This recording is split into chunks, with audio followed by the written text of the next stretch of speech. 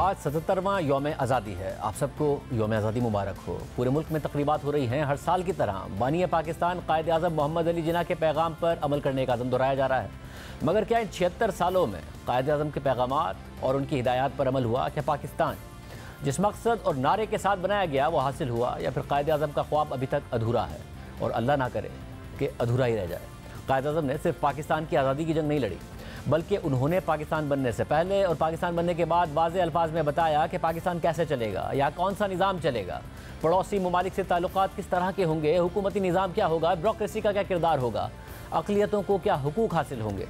इन सब के बारे में कायद आज़म मोहम्मद अली जिन्ना ने वाज़ेह हिदायत दी। आज के दिन ये जायज़ा लेना ज़रूरी है कि कायद आज़म ने अक़लियतों के लिए क्या क्या हिदायत दी, क्योंकि पाकिस्तान में अक़लियतें गैर महफूज हैं। उन्हें वो आज़ादी हासिल नहीं है जो कायद आज़म चाहते थे, उन्हें वो आज़ादी हासिल नहीं है कि जिसका दर्स हज़रत मोहम्मद मुस्तफ़ा सल्लल्लाहु अलैहि वसल्लम ने दिया।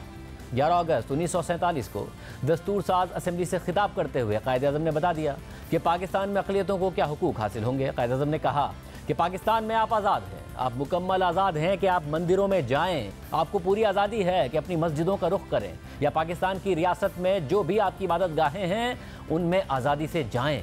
आपका कोई भी मजहब, ज़ात या मसलक हो सकता है, रियासत के उमूर का इससे कोई ताल्लुक़ नहीं है।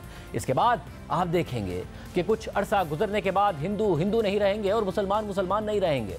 मैं ये बात मजहबी मायनों में नहीं कह रहा हूँ, क्योंकि ये तो हर फर्द के निजी अक़ीदों का मामला है, बल्कि रियासत के बाशिंदा होने की बिना पर सियासी मायनों में मैं ये बात कह रहा हूँ।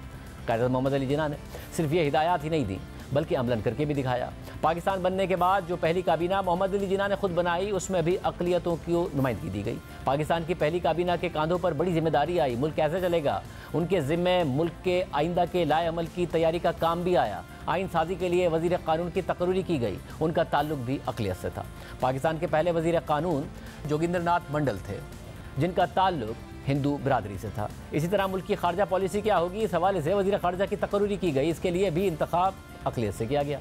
ये इंतखाब खुद कायद आज़म मोहम्मद अली जिन्ना ने किया, मगर क्या कायद ने जो सोचा, जो कहा और बाद में करके दिखाया, क्या आज हमारा पाकिस्तान वैसा पाकिस्तान है, या उनकी वफ़ात के बाद भी वैसे ही चलता रहा?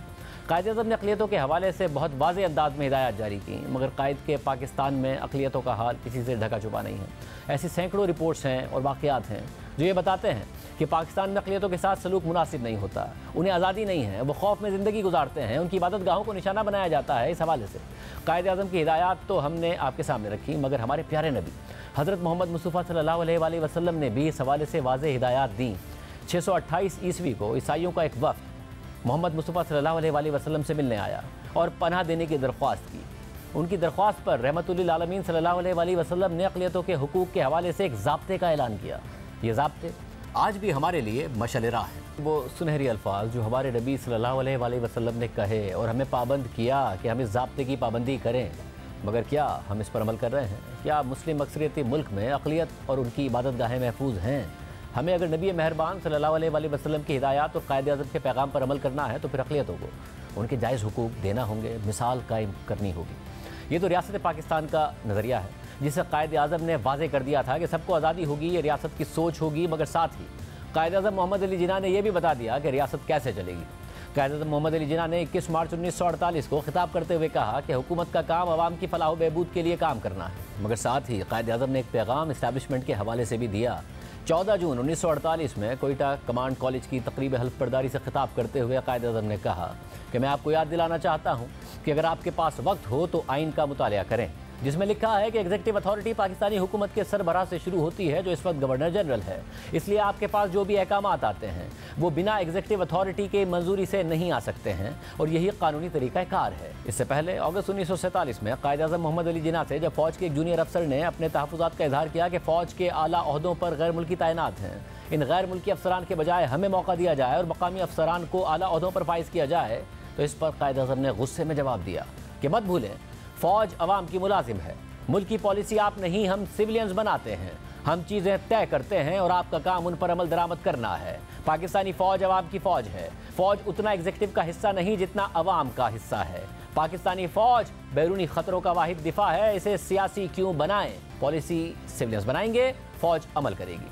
आज से 76 साल पहले कायद आज़म ने वादे कर दिया था, मगर फिर क्या हुआ? कायदे-ए-आज़म की इन बातों पर किसी ने अमल नहीं किया। मुल्क में 4 मार्शल लॉ आए, जमहूरी हुकूमतों के तख्ते उल्टे गए और मार्शल लॉ के ज़रिए इस मुल्क में जमहूरी हुक्मरानों से ज़्यादा आमरों ने हुक्मरानी की और 76 साल से मुल्क में सिविल और अस्करी क़यादत में ताल्लुकात अभी तक मामूल पर नहीं आ सके हैं। और आज भी जमहूरियत और जमहूरी हुकूमतों की बेबसी की बात होती है। आज 76 साल बाद एक बार फिर से कायदे-ए-आज़म की बातों को सिर्फ याद करने की ज़रूरत नहीं है, बल्कि उस पर अमल करने की भी ज़रूरत है। इजाज़त दीजिए। अल्लाह हाफ़िज़।